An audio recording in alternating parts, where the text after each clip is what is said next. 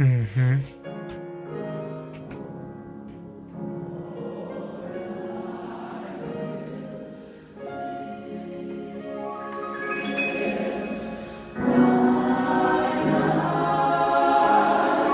This is really hard to tell with the dynamics. It's just the way the recording is set up. This lovely little build is really nice. The dynamics are really great.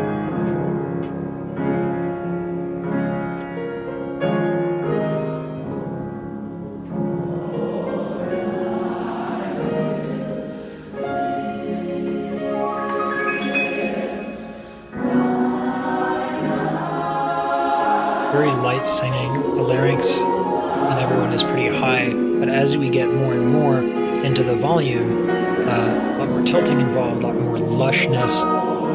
The conductor's doing a great job of bringing that out.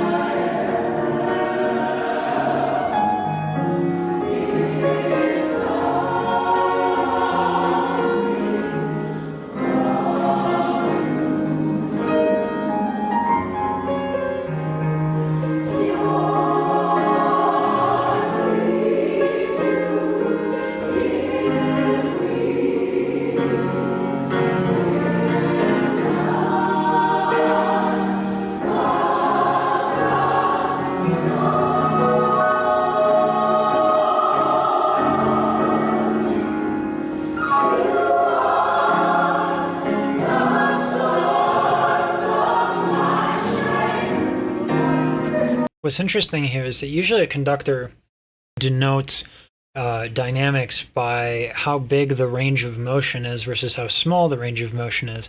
But while that is like technically what people strive to do when they're starting out as conductors, oftentimes what ends up happening is that people end up kind of becoming more cognizant and they build a relationship with the choir. And so each movement has the intention behind it, and then the intention is what's followed.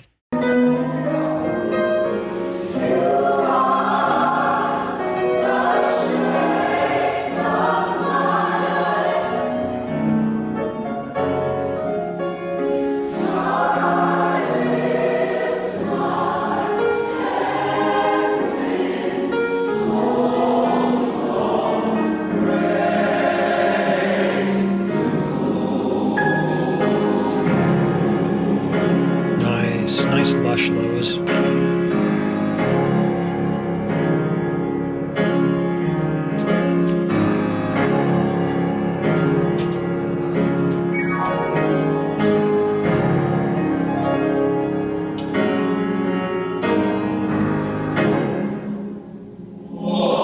Nice.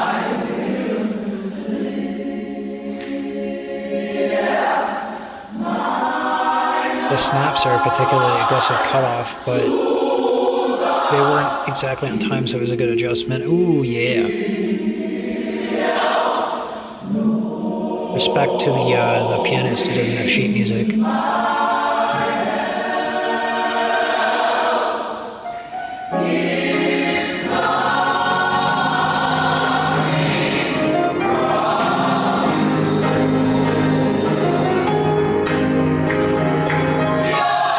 Oh, yes, that's the SAB right there.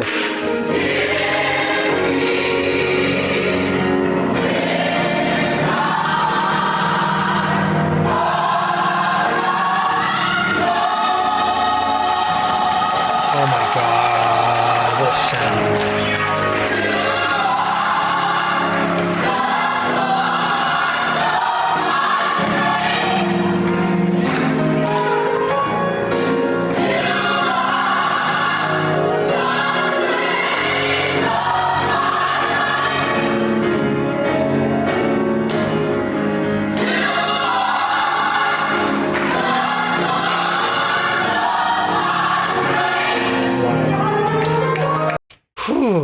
So belting gives a kind of a nice twangy, like a little bit of an aggressive kind of twangy tone. But what's cool is that the pianist is really taking advantage of that and going on the low ends. It's really cool.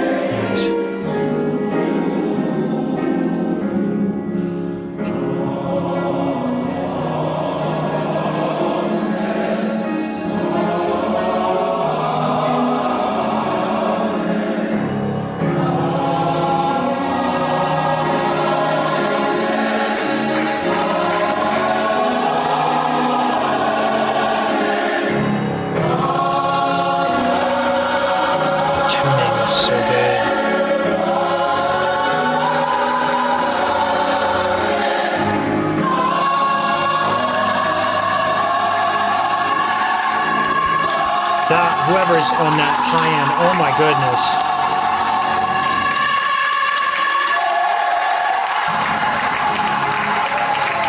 Wow. I swear, only gospel, like every single time I hear gospel singers, like top tier every time, just incredible. Yeah, Anya, I know you want attention, but we're listening to gospel music, okay, fluffers?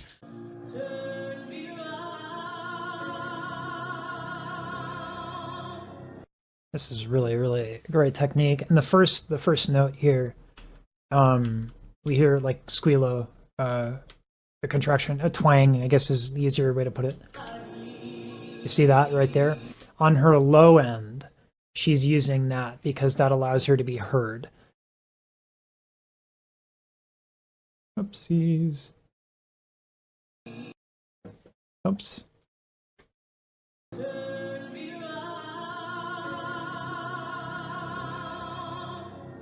Really nice.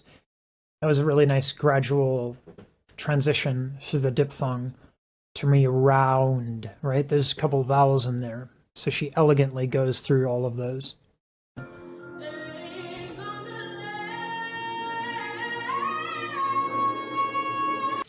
Ooh. Ooh. Let's talk about that. So what the challenge is in gospel, there's so many different flavors that you have to get right. The belt here is outstanding. When we belt, we use a totally different part of our larynx than we do when we sing more classically, like how she's starting out. That thyroid cartilage tilt gets that vibrato going. And then she goes up for that belt, voila, it's gorgeous, but that's a completely different muscle. That's a completely different part of the throat. So that switch is actually very tricky, and she did a great job there.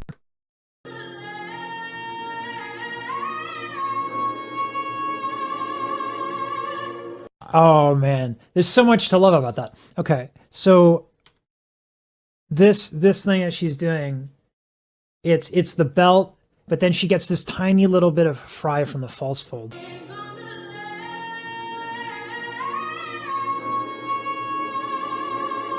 And then she goes from the belt to the vibrato, and I actually think she's tilting both of them at the same time, which is possible.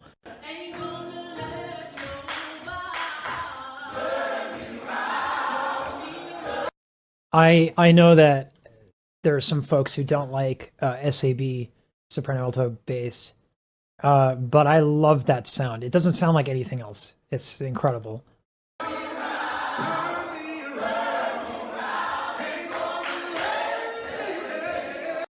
That's difficult. This little thing right here, which that he did.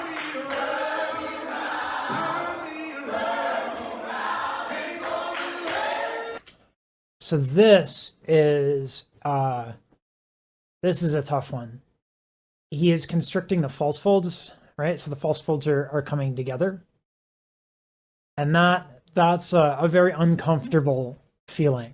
But it's a sound that exists in gospel. And so the way that he's navigating it, because it's idiomatic of the genre, because he's navigating it, he gets on it and then it kind of gets away from it. He doesn't want to sustain that because it's not comfortable. And then he immediately does a run down, which is smart, right? If we're going to do a whole bunch of difficult things, we have to give ourselves these ways to get out of it.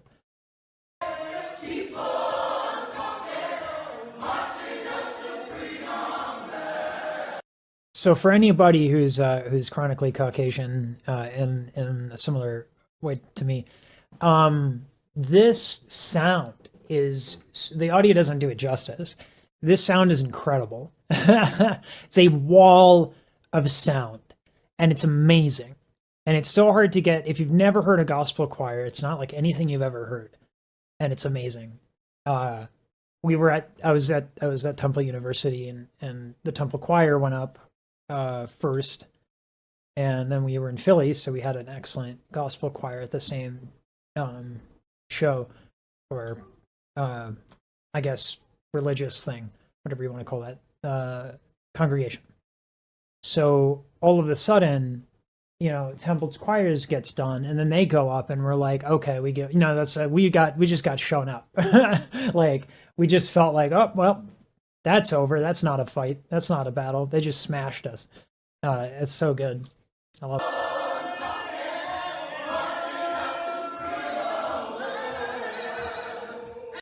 Dang, that's really good. So all of these like different straight tone things, and the belts and the vibrato, these are all different techniques.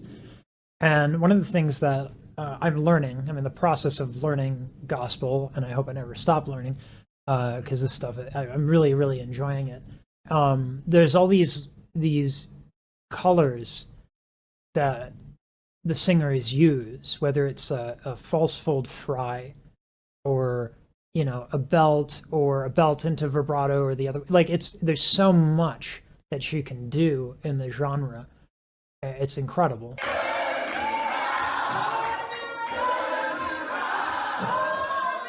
Ooh, see, that's what I'm talking about right there. That's the fry here.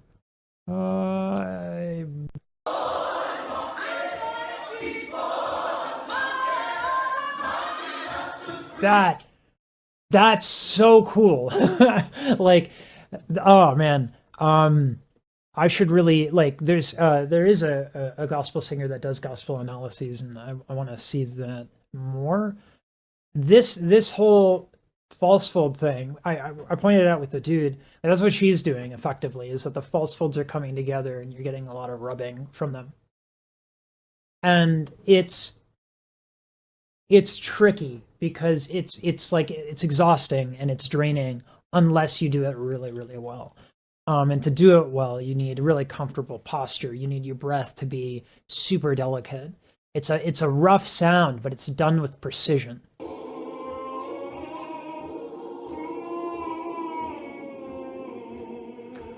I'm actually wondering if there's a conductor, because it's really hard to navigate sort of like a phrase like that where there's not a lot of clear rhythm, and I don't see a conductor.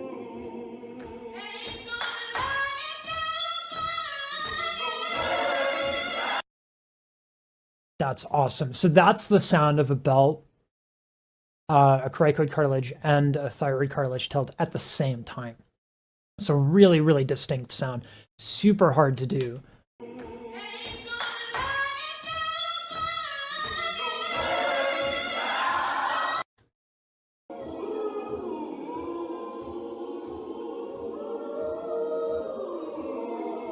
I love the way that they're blending. It's very, very difficult when you're in a choir, because you kind of have to blend with almost like the lowest common denominator. It's tough. It takes a lot of people a long time just to get the vowels right, to get vowels that are ergonomic, to get vowels that are comfortable. Placement would be a word that's often used.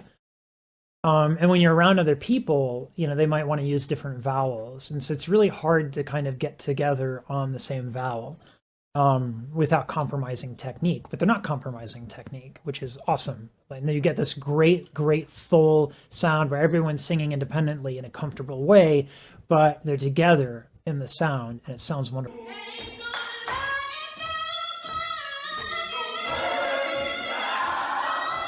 That sound is so good. I could listen to that over again, and so I will.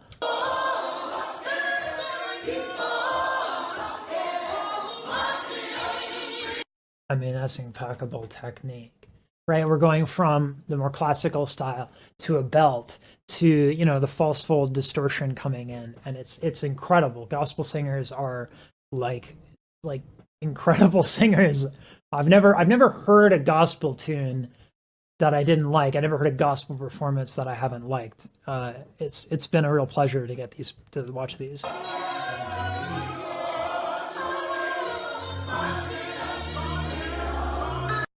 I love that the dude's just going wild with these like harmonies and these runs. It's really cool.